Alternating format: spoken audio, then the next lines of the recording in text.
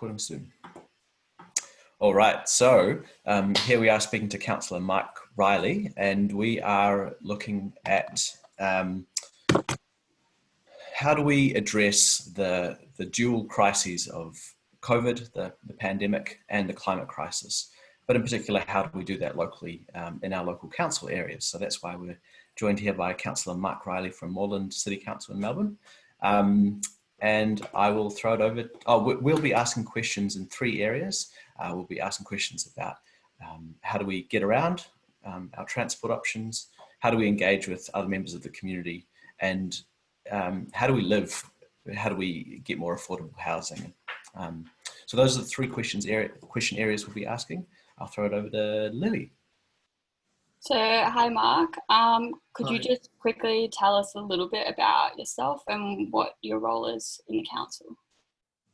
Well, I'm one of 11 councillors in Moreland. I'm in the South Ward, which covers East, Central and West Brunswick, and I got elected in 2016, and I've had a number of portfolios or areas, committees that I've sat on and been a part of, but I'm currently on the Audit and Risk Committee, the Arts and Culture, the Affordable Housing, and there's probably some others that I've just missed off, but they're the main ones. And of course, planning and related matters is another one that everyone sits on. Yeah. You've pretty much answered my question there, Mark. I was cool. going to ask you about where the area that you represent and whether or not that's where you live as well, and how the election works, but it sounds like... I can talk a bit. Well, I can just sort of mention there were some other committees during that period which were focused on sustainability and environment, and some of the policies that I was very much in favour of seeing key work happen and influence the council plan, which always starts off the first year of the council term, was around environment, climate, affordable housing and things like that. So policies like significant increase in the number of trees that we're planting in the city. Moreland is a hugely affected by the urban heat island effect. We know this, it's all well mapped and documented, and that's partly because of his industrial background, but getting more shady trees was really important. But the other side of that, or another important part of that equation, Jan, was that a lot of trees are coming down on private land while people are rebuilding and putting units up and multi-unit developments, and we're losing what tree coverage we have on the private realm. So it was really important that we pick up that and try and address it at some degree. Since then, we've also added provisions into the planning scheme, which is going through at the moment, to ensure that when people are rebuilding and redeveloping, that they are putting in shadier trees in the right place. And so we've got some more provisions in there to ensure that that tree loss is mitigated by replanting well and getting good species in there that actually provide good coverage and shade. So that's just one example. There are many other things we've done around. We had very strong zero carbon evolution policy prior to my joining council, and we've now turned that into a climate emergency zero carbon plan, and we've just employed 3 new people to engage with the community to get thermal efficiency in homes and upgrades on houses, and to bring the community along with us. And that is starting to take effect at the end of the council term, but as we say, it's better late than never. We've also done things like a nature plan in Moreland, which is coming at from biodiversity and potential loss that we're all aware of, with extinction, and Australia being highly vulnerable in that space, and loss of species, and the nature of the species that is particular to Australia, indigenous here. We felt that was really important work. So this nature plan was to try and pick up some of the threads from our open spaces, our park close to home work. We're actually buying new land and opening up space for the new population we're getting here, the sort of increased densities along Lygon, Nicholson, Sydney and other sort of urban activity centres, we're really having to buy open space. So we've been investing in that. And just to sort of wrap it up, because I could keep going, is that that we've actually really celebrating our food system strategy and our waste strategy in terms of getting food organics in the green organics bin. We're only just started to take those measures, but stopping unnecessary landfill and contributing to methane production is really hazardous and dangerous, and we're taken some initial steps, so we're going to start to really ramp that up in the next year or two, particularly with the prospect of glass being separated out. So we're having to work through all of that, and at the same time addressing other transport related issues. You know, we're one of the biggest investors in renewable vehicles, EVs and things, that renewable energy vehicles, and installing on-street recharging stations for those who might actually end up buying an EV, an electric vehicle. We've got some of the best infrastructure in Victoria. So they're just some of the things that we've been doing to try and bring people with us, and the real thrust behind the climate emergency work that we're doing is to get our community emissions down to zero by 2040, and to get our waste to landfill to zero waste by 2030. So those goals are pretty sharp, and they're perhaps not as strong as one might want them to be, but there's a lot of work to do between now and 2030 and 2040 around emissions. So they're just some of the things that we've sort of trying to work towards, yeah.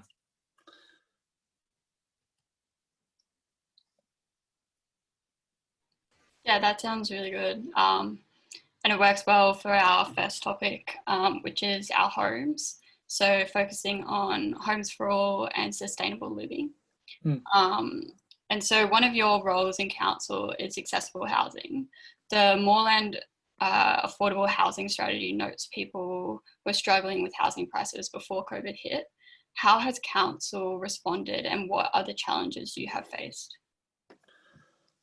With respect to COVID? Yeah. In terms of housing, that's not, it's a complicated answer.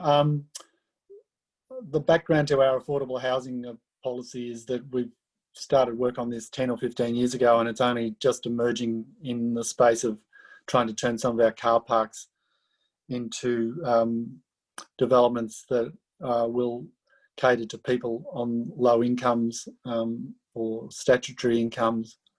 So that work has been happening for a long time, and it would have been good to have happened earlier, because private house prices and land prices here are really exorbitant. I mean, there's been a bit of a drop in the market because of COVID, but I don't think it's going to be so great that it'll allow a lot of people on smaller nest eggs to be able to invest in Moreland in any time in a hurry.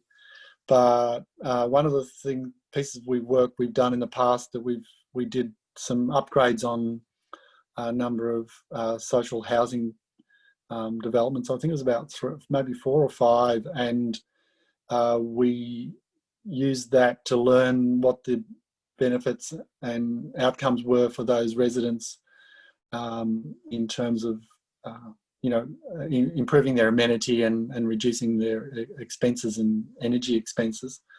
So many people in Moreland and around Australia and Melbourne are living in really poorly designed homes that are not very thermally efficient and not taking advantage of solar thermal principles in design and so on. So the retrofitting and the thermal work that we've been doing is guiding the next round of work that we've just released around this, and part of what people can do is apply to get some grants to improve the thermal capacity of their homes. As small as that might be,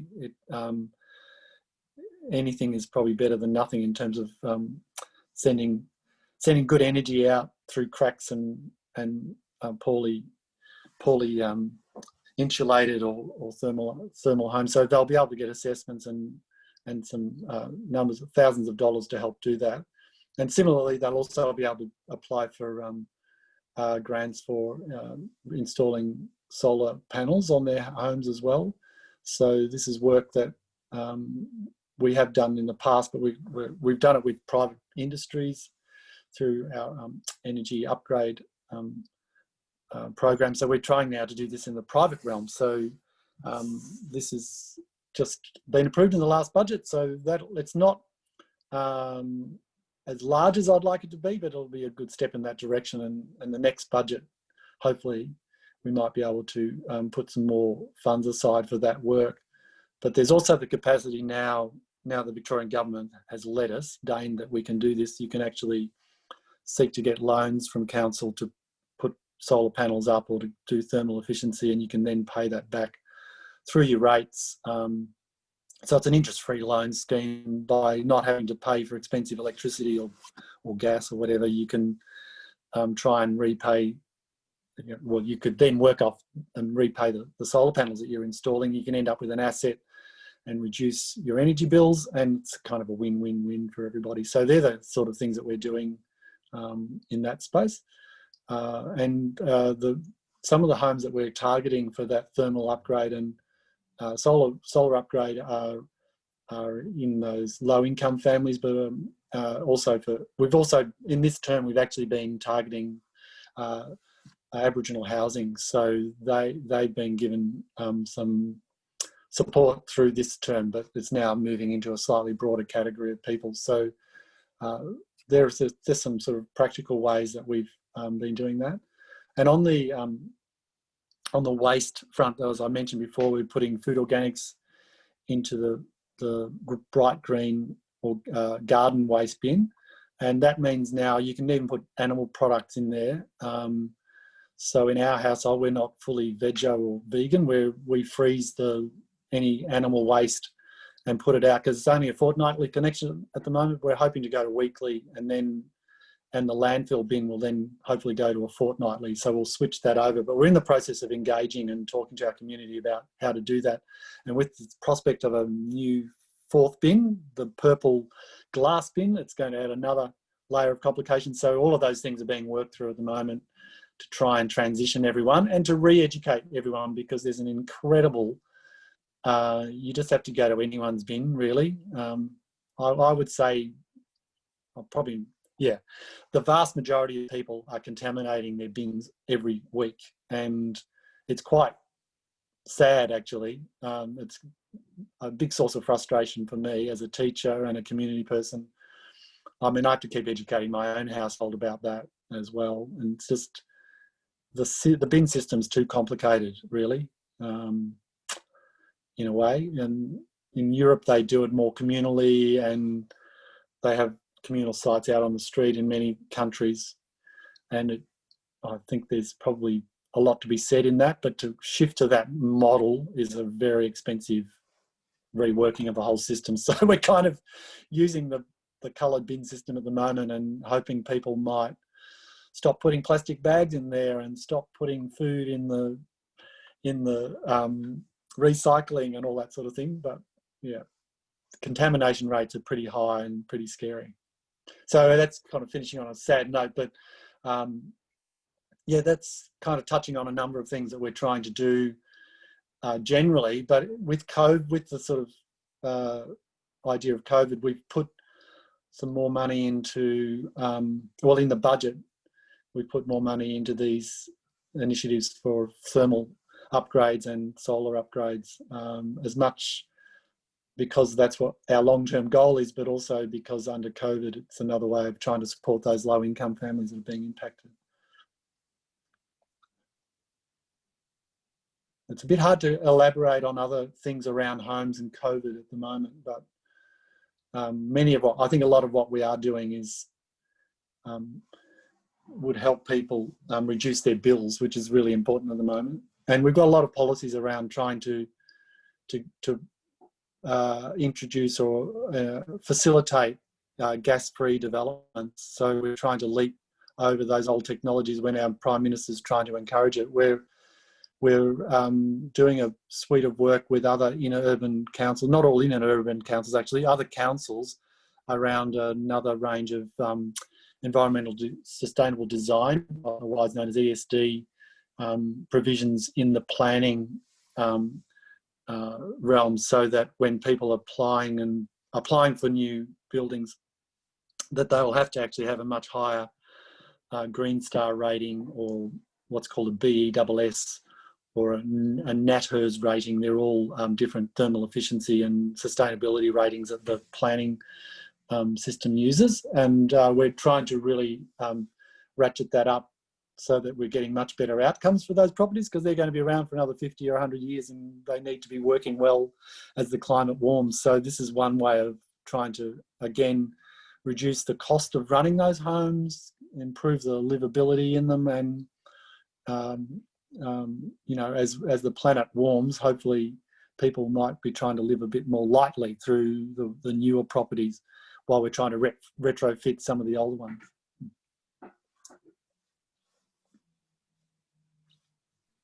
Yeah, those are all really interesting initiatives, and it's good to see the council moving away from gas as well at a local level. That's really exciting.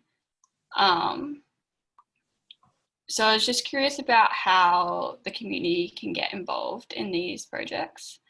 Cool. Yeah.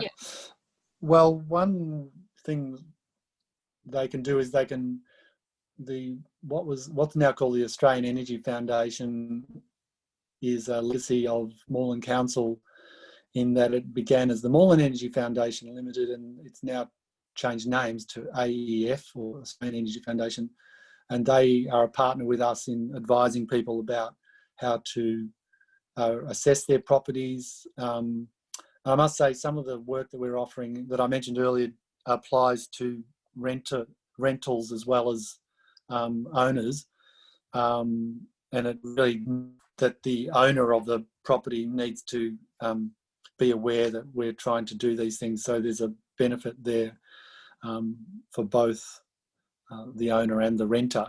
So we're trying to get around that problem, which has been an issue for many renters. So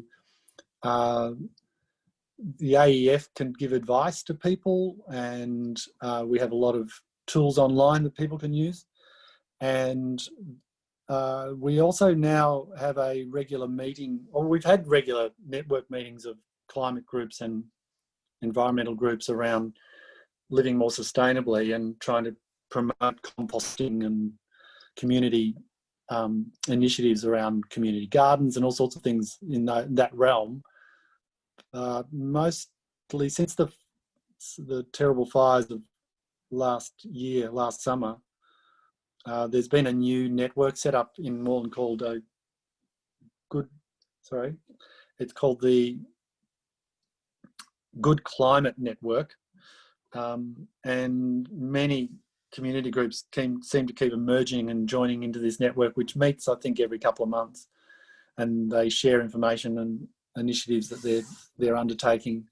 So it can be from food production through to some of the social services, like, you know, the Uniting Church in Brunswick, or you know, NUCA, the Neighbours United for Climate Action. So there's a whole range of people in that group, and they are all sort of sharing their initiatives and work that they do.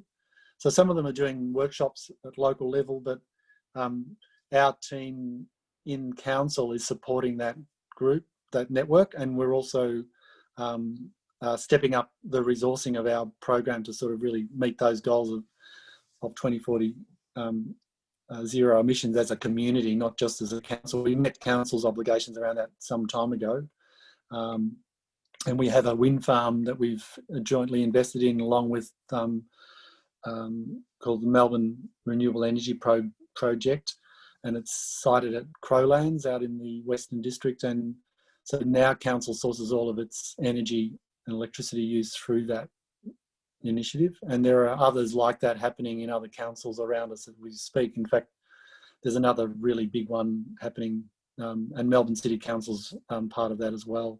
So they were part of the one we did at Crowlands. the groups are very active. We're just trying to really sustain and support them in those initiatives. So around COVID and that relationship with that, there's a lot of, well, we have a number of community grants that are available for people, and there are also smaller grants that are year-round that people can actually access for $1,000, which, you know, can basically go to a whole range of things. But those quick response grants are happening all year round. But some of the bigger grants of $5,000 or more have been going through a process of selection. They're oversubscribed, but yeah, it's something we'll have to kind of keep mindful of and work on in terms of supporting people and helping them do that. You know, a lot of those grants are encouraging people to collaborate and partner up and work in ways that are just beyond perhaps their own initial framework or what the initial group or community that they're working with. So we're trying to get them to think a little bit beyond that. But there's some of the things that we're doing in the climate and the sort of the community space. Mark, I love that, the Good Climate Network. That sounds really great, and it sounds like a possible avenue for more members of the community to sort of jump on board in various ways. I'm keen now to move on to transport. Yeah, and obviously getting around is going to be something that more and more of us think about as we come out of COVID restrictions. So it'd be great for us to talk about this. So Moreland's framework for zero carbon by 2040 talks about a 20-minute neighbourhood or 20-minute neighbourhoods. Can you tell us more about what this means to you, and if at all, how it changes with COVID? If anything with COVID, it probably just makes them far more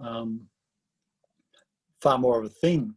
We know a lot of we're all having to sort of restrict our exercise and behaviours at the moment in stage 4 to being within 5K. So, and that was initially within 60 minutes, but now you've got 120 minutes to go in that space. So the 20-minute neighbourhood is about being able to access services and food and you know, your basic requirements. So good transport links, being able to have good social spaces and open spaces where people can gather and exercise and meet when we're allowed to get socially close.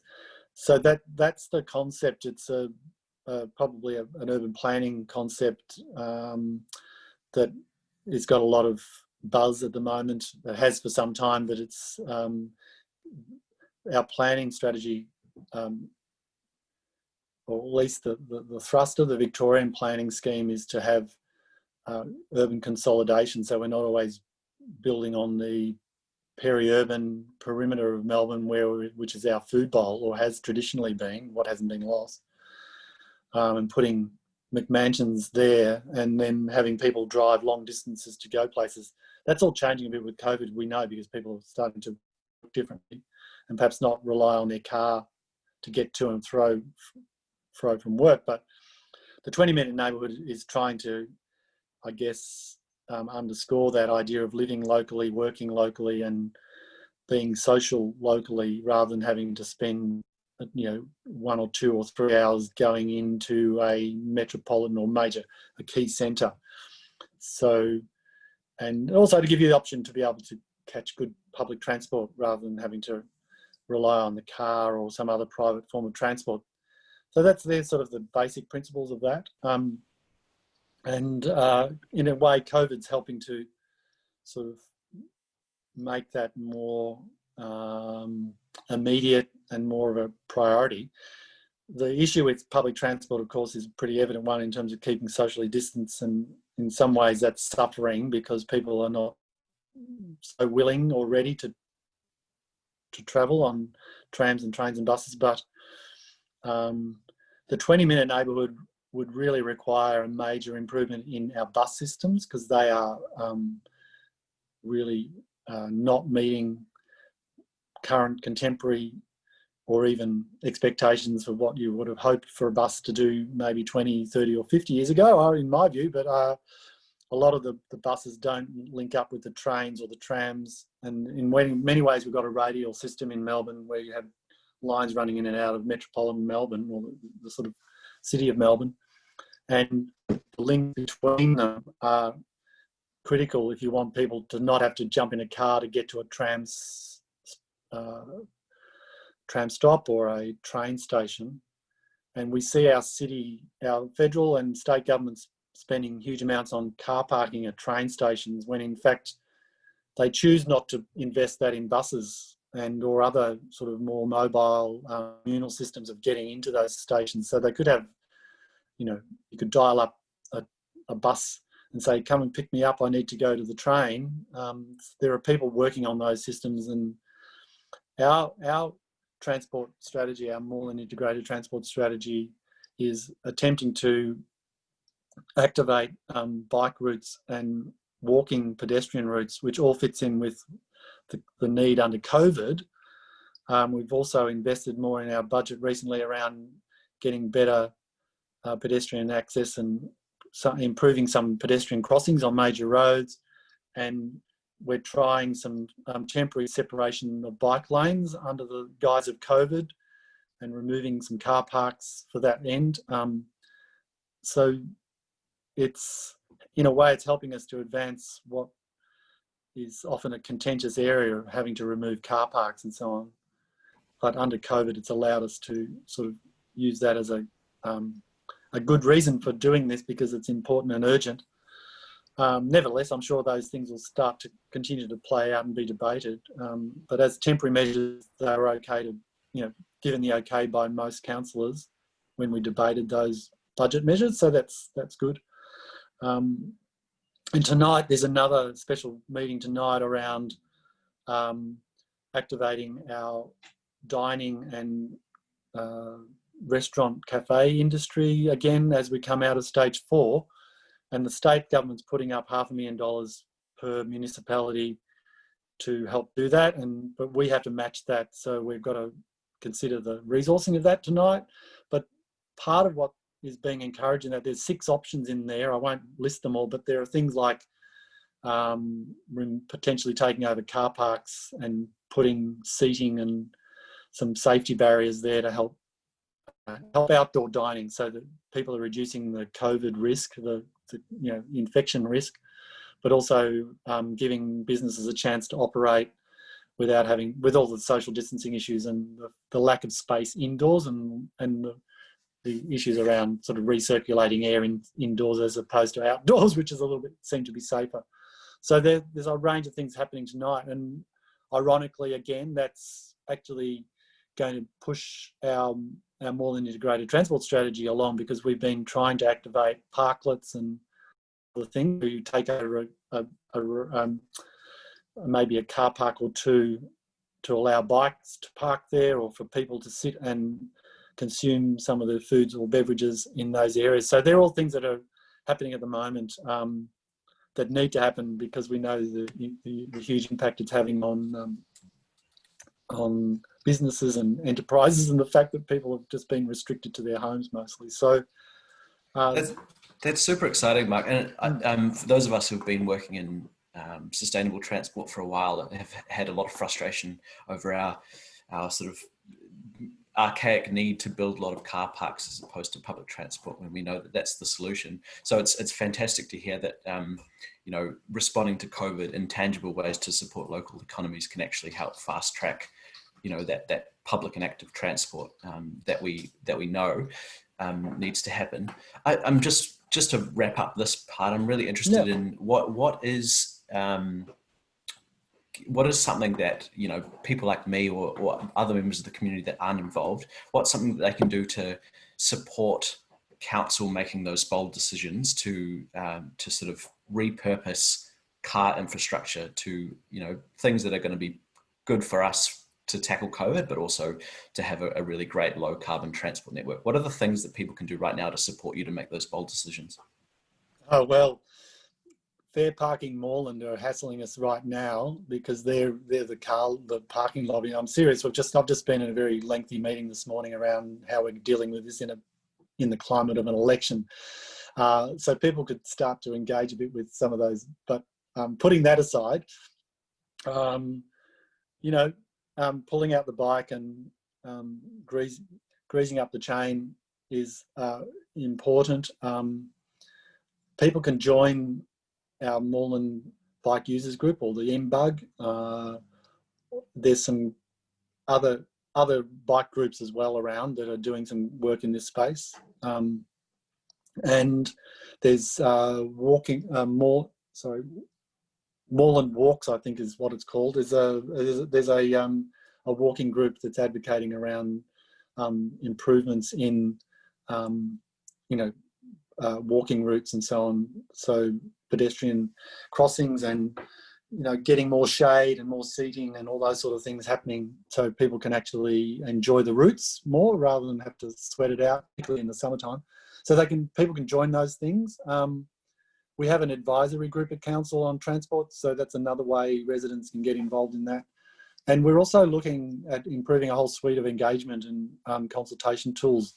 We've been doing that through this council period. We've got a new platform called Conversations Moreland, where some of these projects and initiatives, like the survey around the outdoor dining, was up there last week, and we've had a really good response to that. I think that's now closed as of yesterday, I think, but they're the sorts of things that we really need to have community looking and giving us their views on, so that we can actually try and pitch these things, as best as we can, particularly if you're doing them in a hurry. Like tonight's agenda is trying to get something happen fairly quickly to let these businesses get going again. And so people need to be a bit forgiving and be kind around that, because it may not work and we'll have to sort of modify it. So that's one of the things we're going to really be keen on, people giving us their feedback and letting us know, and being patient while we try and modify it if it's not working. So yeah, they can join all those kinds of things, stay on track. But in the new council, I think I'll be really looking to see more resourcing into that engagement aspect of our community, so that we're really collaborating and cooperating and working together. And often the institution and the community, there's a real tension there, and I think it's fairly pervasive across democracy at the moment, but we need to close those gaps and have far more robust discussions and engagement. And it is hard because a lot of people are busy, and when they find out at the end of it that you're doing something and then they go, I didn't know, well, it's like, yeah. And there's an obligation on people to try and know, because it's really not good enough that you come in at the 11th hour or post all of that, which is what the Fair Parking Moreland have done. They didn't get in. Some of them did. I shouldn't underestimate, but a lot of them didn't engage through that.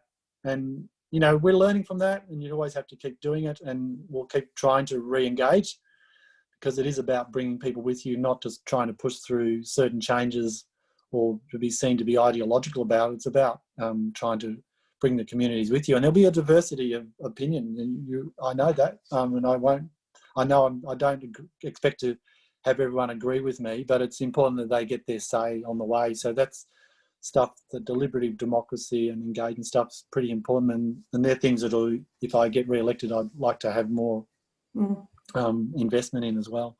Yeah, I saw the Participation Matters. There was a couple of things going on with that sort of engagement with the community, which unfortunately for me it's a difficult time, but I think they're great initiatives. One of the things going on to sort of the next topic of communities and resilient economies and vibrant arts and community and green spaces is we've really, during COVID, changed the way we connect and socialise as a community, and connections being more via technology, and probably becoming a little bit more despondent, and with the second wave of restrictions. And green spaces are highly used, but local businesses have taken a bit of a beating, and along with the arts. And we're just wondering what sort of, you think council's role is responding to these significant ways in which we socialise. What sort of things are we going to do to recover from that? We've talked about well, we've got 6 new open spaces happening currently. Some of them weren't meant to be delivered months ago, but COVID's kind of caused the delay in those.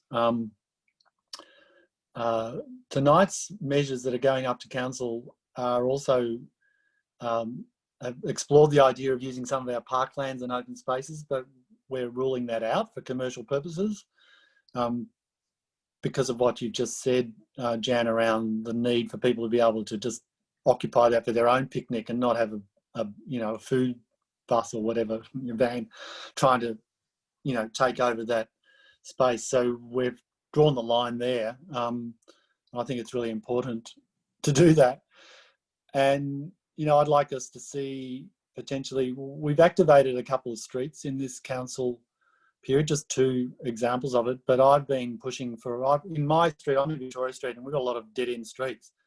I'd actually like to see us close those streets off after 3:30 when school's finished for a couple of hours before the sun goes down and say, no cars are allowed in, kids can play in this street, because it's our streets are the biggest open space in the city, and it's just all generating, in summer it generates urban heat island effect, and it facilitates private car use mostly, and some shared car use and taxis, but it's a very expensive way of storing a car when in fact you could be kicking a ball or playing netball or whatever, and any number of things in those streets. So we've explored that a bit this council, but I'd like to see much more of that happening, where those communities in those streets go, look, we're just taking this over, we're going to actually cut it off and open it up after this time, or we'll let the car in and get all the kids out and whatever. They manage that street. It's like self-management. You've got the autonomy and the capacity to do this, just get on and do it. Unfortunately, rules and regulations and laws and insurance and all that seem to kind of, create huge barriers, but really we just have to cut those barriers down and get back to basics really about people owning their own spaces. That's a bit of a thought bubble. Well, it's not a thought bubble, it's been an idea around, not my idea either, it's been around for a long time. We just need to facilitate that. We need to make sure that we're continuing to invest in our open spaces for all the reasons that we need, more than ever, because of these are where we're socialising. We can't do it inside in our homes, and that's probably going to stay for at least for a number of months at critical numbers. So the bigger gatherings will have to be outdoors. We're already looking at our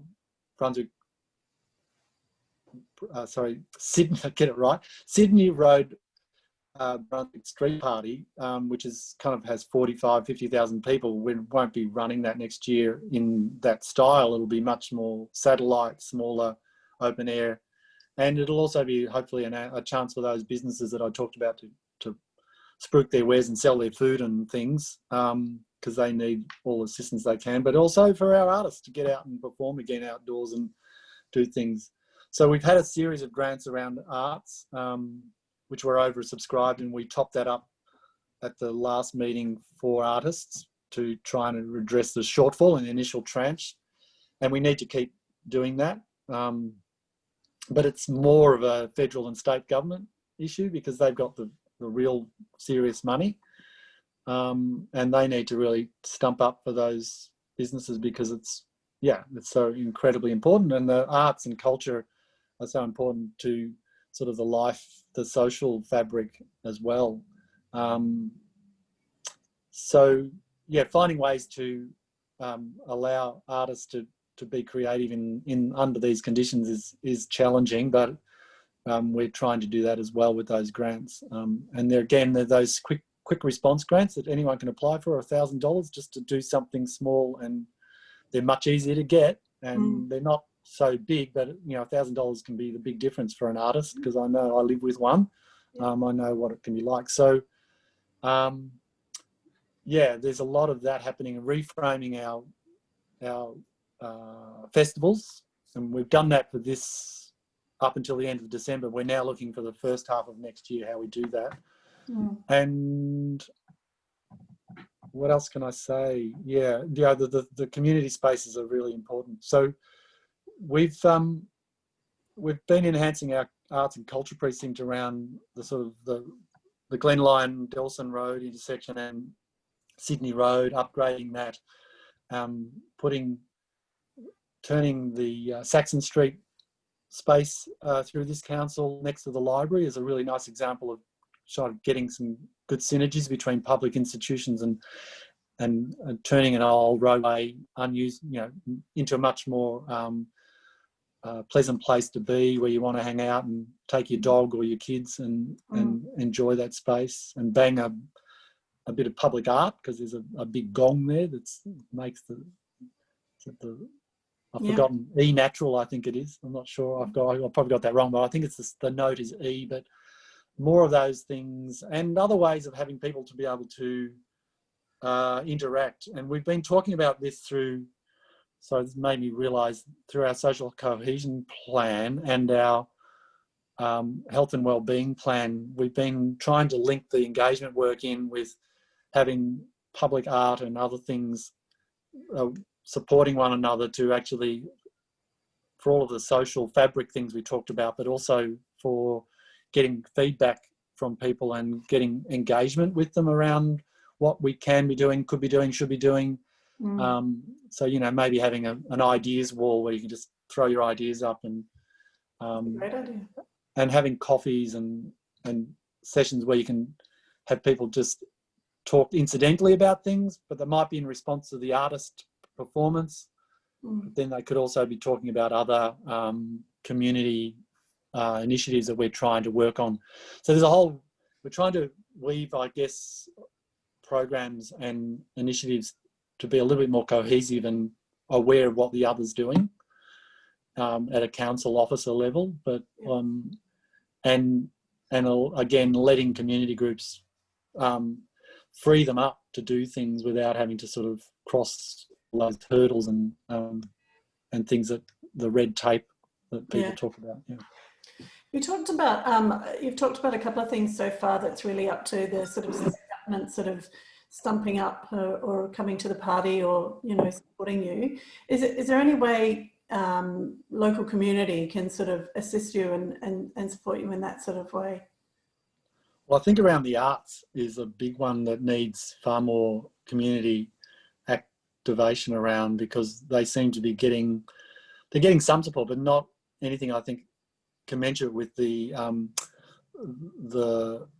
base that's there, like the social capital that is in the arts sector, and all of the sort of things that they provide us on a daily basis as a culture and as a community.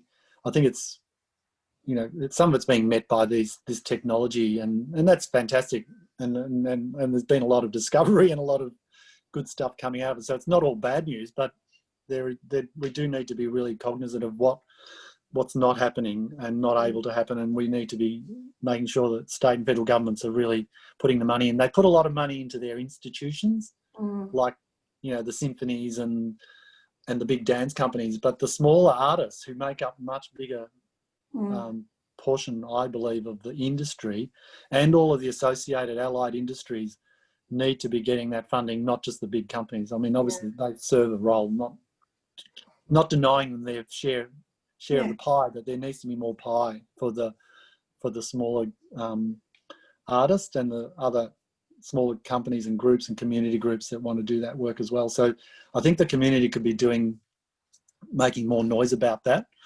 and I think that's fairly win-win for everyone, really.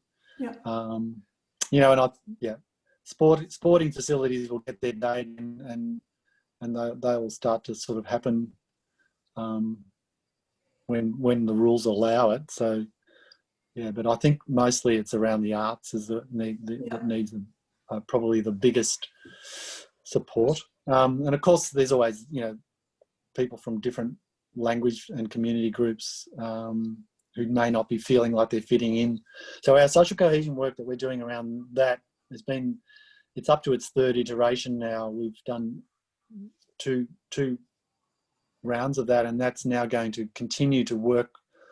We have a democracy lab, we have a women's group, sort of multicultural and new arrival women's group work. There's a whole range of things we're doing, particularly for people with low incomes as well, again, but we're also now reframing that around safe places and spaces, as well as our human rights groups, mainly, you know, women, children, older people, people with disability, Indigenous people, and people from other backgrounds, and GLBTIQA plus.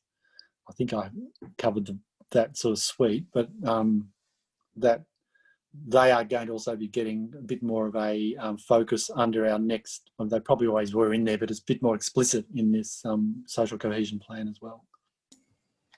I could keep asking you questions all day, Mark, but I'm cognizant that we're probably running short on time. Does anybody want to finish up with any questions? Maybe just that quick fire question. One question, it's what's something that you're particularly passionate or excited about that's going on, or that's being planned at the moment in council, that you think, you know, addresses these dual crises of COVID and the climate crisis? What's one thing that you're really passionate about? I think the money that we're spending on pedestrian and biking options is a really good thing, because it's a win-win for everyone, and because so many people are discovering their local neighbourhoods like they never have, it's a really important way to sort of improve, you know, the pathways or remove some of the blockages.